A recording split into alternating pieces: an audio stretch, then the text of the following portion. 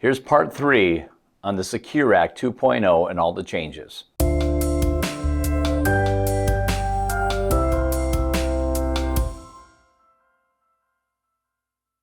All right, everybody, here is part 3 of the Secure Act 2.0 and the changes that went into effect this year, 2023. We already had part 1 and part 2. We talked about, I think, 4 changes on each and one of those episodes. So you want to go back and watch those first 2 episodes. Now, there is over 90 changes that happened with the Secure Act 2.0, so we're not going to go through all 90, but I think the very significant changes we want to talk about. So here we are on the last 4 tips, or the last 4 changes we think are significant to go over. A couple of these are going to be effective in 2024. A lot of the changes in the Secure Act were immediate. Some were next year, some are in 2025, some are 2026. We'll definitely let you know which ones are what. But here's a change for 2024. So starting next year, we're talking about early distributions. Remember, if you take money out of your IRA or 401k prior to age 59 and a half, there is a 10% penalty on the IRS for taking it out early. Now, there's a couple exceptions now starting next year. If you have a family or personal emergency, unexpected expenses, you can get up to $1,000 out to cover any kind of unforeseen expenses. I'm sure there's going to be a new form for that, but that starts next year. And it's not very descriptive about what's going to be considered that. I think it could be very vague. You know, you could have a car emergency where if you can't go to work or you can't get your children, to daycare or pick them up from school. That's emergency in my eyes. It might be paying medical bills. But $1,000 every year you're allowed to take out for any unforeseen family emergency, or personal emergency. The other one is on this part 9 here, we're on the part 9 of 12 we're doing, is a victim of domestic abuse.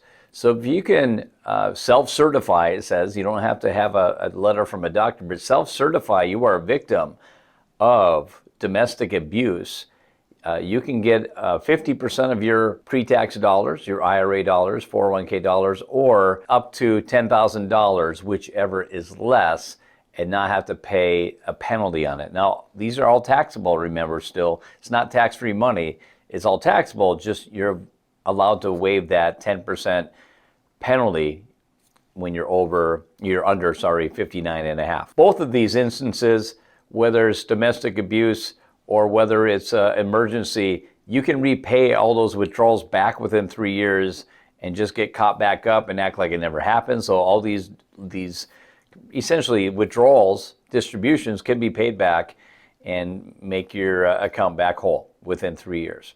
All right, here's tip number 10.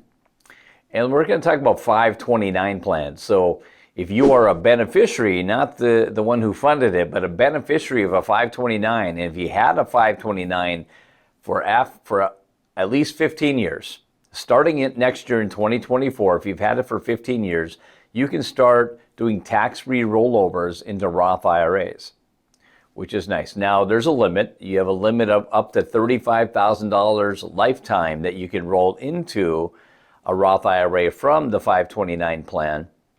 But also, these are considered contributions into the Roth. So you can only do, the limit of what your contributions are. So this year in 2023, if you're under 50 years old, you can do $6,500 into a Roth contribution. If you're 50 and older, $7,500. So that $35,000 will go fairly quick. Within 4 or 5 years, it should be, totally maxed out. But it counts as a contribution from the 529, but the beneficiary of the 529, not the owner, okay? And these count as contributions. So starting next year in 2024 with the 529s. Here's number 11 with the Secure Act 2.0. When it comes to terminal illness, that if you get a letter from the doctor certifying that you're expected to pass away within 7 years from this condition or illness, you're allowed to take money from your IRA dollars without paying any penalty on that. You have to pay the taxes again on these dollars, but they can waive that 10% penalty. And as we see the rule here, we don't see a limit on what you're allowed to take out. Looks like you're able to take out as much as you need to cover for that terminal illness and for living without any penalty, but you'll still be paying the taxes on that. And that goes into effect this year in 2023. And the last tip, tip number 12, which I think is interesting. This is not going to affect for a few more years in the year 2026, but we're seeing more and more people get long-term care, or a lot of states are requiring people to actually get long-term care policies as well. So I think that seems to be a trend happening out there. Starting in 2026, you're allowed to distribute up to $2,500 from your IRA dollars to pay for long-term care insurance. It has to be certified long-term care insurance, but at least you can use that money to pay for that long-term care policy. And it's pretty vague again on that. It just says a certified long-term care policy. I don't think it'll be a life insurance plan that has a long-term care rider. That's not a true long-term care insurance. I don't know if it's going to be qualified for a long-term care annuity, but there's going to be some stipulations coming in the next few years before this goes into effect of 2026. But $2,500 to help pay for long-term care insurance out of your IRA to cover that, which I think will be significant. Yeah, it covers a little over $200 a month of that insurance, at least from your IRA. So here's the 12 tips. Again, go back and watch episodes 1, episodes 2 on the Secure Act. We went over 12 of the possible 90 plus changes with the Secure Act. So just please click that like and subscribe button, and we'll get you some more information